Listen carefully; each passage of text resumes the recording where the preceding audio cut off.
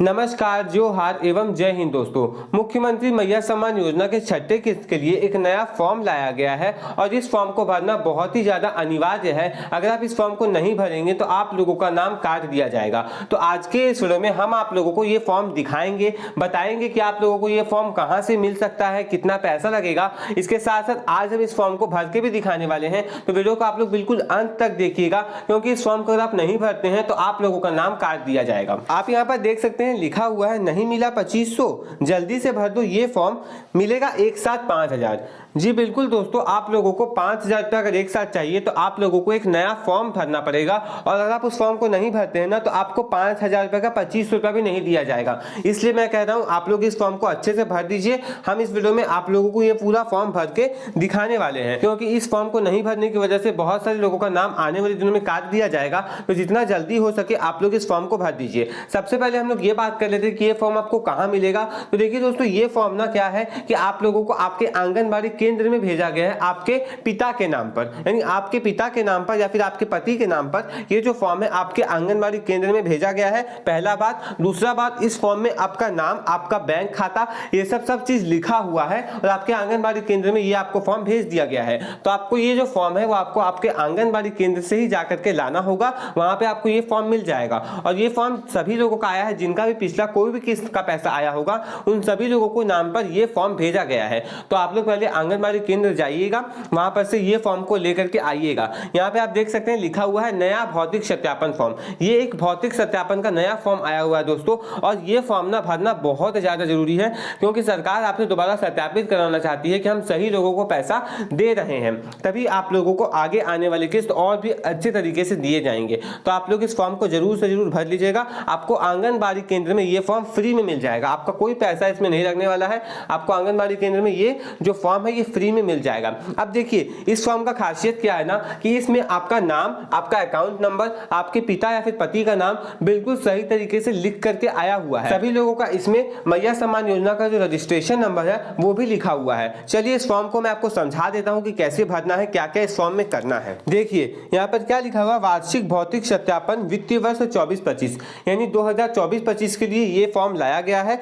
यहाँ पर देखिए मैं के बाद मैंने यहाँ पे हाइड कर दिया है सिक्योरिटी रीजन की वजह से। यहाँ पे आपका नाम लिखा रहेगा, जैसे मान लीजिए आपका नाम अगर रीमा है तो आपका नाम लिखा रहेगा मैं रीमा देवी। पिता या फिर पति का नाम बगल में लिखा हुआ रहेगा, ग्राम आपके जगह का नाम लिखा रहेगा, उसके साथ साथ पंचायत लिखा हुआ रहेगा, आपका प्रखंड और जिला, यानी पूरा डिटेल्स आपका ऑलरेडी भरा हुआ रहेगा। बस आपको यहाँ पे साइन करके जमा करना है। आगे देखिए कि जिला की निवासी हूँ मैं, महिला बाल विकास एवं सामाजिक सुरक्षा विभाग द्वारा संचालित झारखंड मुख्यमंत्री मैया सम्मान योजना की लाभुक हूँ, यानी आप लाभुक है, ये आपको यहाँ पर सत्यापन करना पड़ेगा। उसके बाद मेरा, उसके फिर से आपका यहाँ पर नंबर लिखा रहेगा कि मैया सम्मान योजना का आपका आईडी या फिर रजिस्ट्रेशन नंबर क्या है।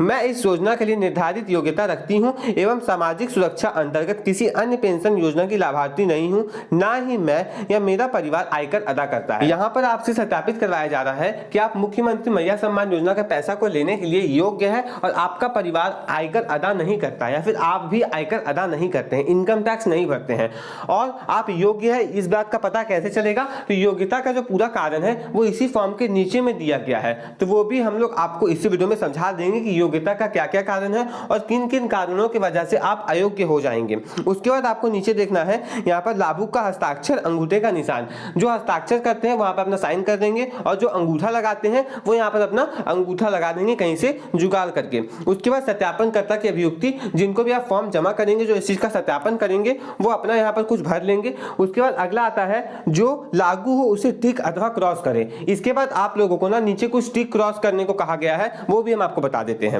अब देखिए आप लोगों को जिन भी चीजों में टिक करना है उसमें सबसे पहला है कि लाभुक झारखंड की निवासी है। अगर आप झारखंड के निवासी तो टिक कर दीजिए। ऑब्वियस सा बात है, अगर आप पैसा ले रहे हैं तो आप झारखंड के ही होंगे, तो इसमें आप टिक करेंगे। उसके बाद उम्र 18 वर्ष से अधिक और 50 वर्ष से कम है। आपका उम्र 18 वर्ष है, 18 वर्ष से अधिक है या फिर 50 वर्ष से कम है, तो आप लोग यहाँ पर टिक कर देंगे। उसके बाद राशन कार्ड धारी, आपका राशन कार्ड किसके नाम पर है? पिता के नाम पर है, पति के नाम पर या आपके खुद के नाम पर है तो उसमें आप लोग यहाँ पर टिक कर देंगे। उसके बाद सिंगल बैंक खाता, कि आपका सिंगल बैंक खाता है तो फिर आप यहाँ पर टिक कर देंगे।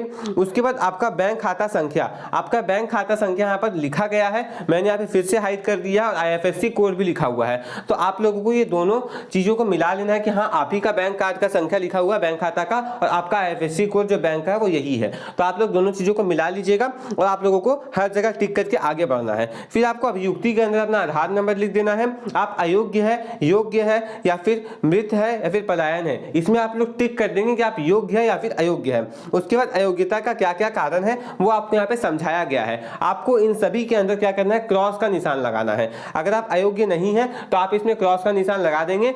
देखिए ये काम ना आंगनबाड़ी केंद्र के लोग भी कर सकते हैं टिक करने वाला, लेकिन साइन करने वाला काम आपको बिल्कुल करके दे देना है। देखिए अयोग्यता का जो भी कारण है मैं उसे आपको शॉर्ट में समझा देता हूँ। सबसे पहले पॉइंट पे ये बोला गया है कि आपके परिवार का कोई भी व्यक्ति जो है सरकारी कामकाजों से जुड़ा हुआ नहीं है, तब आप अयोग्य नहीं होंगे। अगर है तो फिर आप अयोग्य है। अगला है कि आप कोई दूसरा पेंशन प्राप्त नहीं कर रहे हैं तो आप योग्य है अथवा आप अयोग्य है। जो तीसरा पॉइंट है, लाभुक के परिवार का सदस्य वर्तमान अथवा भूतपूर्व सांसद या विधायक नहीं है, यानी आपके परिवार का कोई भी व्यक्ति पहले सांसद रह चुका हो, विधायक रह चुका हो, फिर फिलहाल में है तो भी आप लोगों को पैसा नहीं दिया जाएगा। उसके बाद लाभुक जो है EPF का धारी है, यानी एम्प्लॉय प्रोविडेंट फंड के तहत अगर आपका पैसा आ रहा था तो भी आप अयोग्य ही गिने जाएंगे। उसके बाद अंतिम पॉइंट में ये कहा गया है कि बाल विकास के द्वारा अगर आपको कोई दूसरा पैसा मिल रहा है, कोई दूसरे पेंशन के तहत पैसा मिल रहा है तो भी आपको पैसा नहीं दिया जाएगा, क्योंकि ये जो बाल संचालन विभाग है ना ये बहुत सारी पेंशन का योजना चलाता है। तो अगर आप उनसे किसी भी दूसरे योजना के तहत अंतर्गत आते हैं और पैसा लेते हैं तो आप लोगों को मैया सम्मान योजना का पैसा नहीं दिया जाएगा। तो यहाँ तक का चीज मैंने आपको समझा दिया कि अयोग्यता का क्या क्या कारण है। देखिए दोस्तों बहुत जरूरी है कि आप इस फॉर्म को सही तरीके से भरें, क्योंकि आगे जो भी पैसा आएगा ना वो इसी फॉर्म के बेसिस पर आएगा, और अगर आप इस फॉर्म को सही से नहीं भरेंगे तो निश्चित ही आपका नाम काट दिया जाएगा। और इस फॉर्म को भरने की जो अंतिम तिथि दी गई है वो 15 जनवरी है। बाद में हो सकता है इसका तिथि बढ़ा दिया जाए, लेकिन 15 जनवरी से पहले आप लोगों को ये फॉर्म भर करके जमा कर देना है अथवा आपका नाम काट दिया जाएगा। आप देखिए यहाँ पे अन्य कोई कारण होगा तो वो आप लोग लिख देंगे अथवा आप उतने में ही टिक करके आगे बढ़ जाएंगे। अंतिम में आपका पंचायत सचिव यहाँ पे अपना नाम लिख करके साइन करेंगे। उसके बाद आंगनबाड़ी की जो भी सेविका होगी वो अपना नाम लिख करके साइन करेगी, हस्ताक्षर करेगी और केंद्र का संख्या लिख देगी। और अंतिम में आप लोगों के प्रखंड सुपरवाइजर का इसमें काम पड़ेगा, यानी आपका कोई बहुत बड़ा योगदान नहीं है इस फॉर्म में। बेसिकली आपको इसमें साइन करके नाम लिखना है और अगर आप चाहें तो बाकी सारी चीजों में टिक करके आप दे सकते हैं, क्योंकि बाकी चीज आपका जो डिटेल्स है वो ऑलरेडी भर के आया हुआ है। तो आपको बहुत ज्यादा इसमें परेशानी नहीं होगी कि नहीं हमारा नाम कट तो नहीं जाएगा, अगर हमने कहीं फॉर्म गलत तो नहीं भर दे, क्योंकि आपको बहुत ज्यादा कुछ करना भी नहीं है। आपको नाम लिखना है, साइन करना है, फॉर्म को जमा करना है, बाकी का काम जो है वो आंगनबाड़ी सेविका का होगा। इसके साथ साथ जो है वो प्रखंड सुपरवाइजर ये सब का होगा। तो आप लोगों को सिंपल इस फॉर्म को भर करके जमा कर देना, बहुत ज्यादा टेंशन नहीं लेना है।